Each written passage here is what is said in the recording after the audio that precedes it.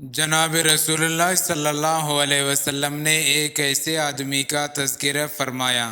جو لمبے سفر میں پراگندہ حال اور غبار آلود ہوتا ہے، اور وہ آسمان کی طرف ہاتھ اٹھا کر دعا مانگتے ہوئے کہہ رہا ہو، اے میرے رب، اے میرے رب، جبکہ حقیقت حال یہ ہو کہ اس کا کھانا پینا اور اوڑھنا سب حرام ہے، اور حرام کی غذا اسے مل رہی ہو۔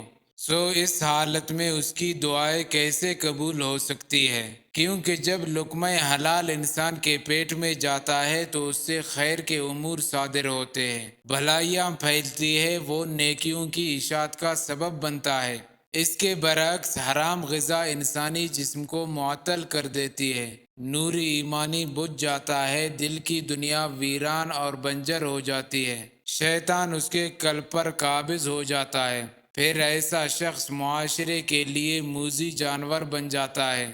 قربانی اور ہر حلال جانور میں 7 چیزیں حرام ہیں جن کا کھانا جائز نہیں۔ وہ 7 چیزیں یہ ہیں: دم مسفوح یعنی بہنے والا خون، پیشاب کی جگہ نر اور مادہ کی، خصیے فوتے،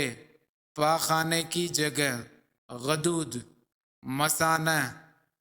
اور پتہ۔ صاحب کنز اور علامہ طحطاوی رحمہ اللہ نے حرام مغز کو بھی حرام اجزاء میں شمار کیا ہے۔ حرام مغز سے مراد دودھ کی طرح ایک سفید ڈوری ہے جو جانور کی پیٹھ کی ہڈی کے اندر کمر سے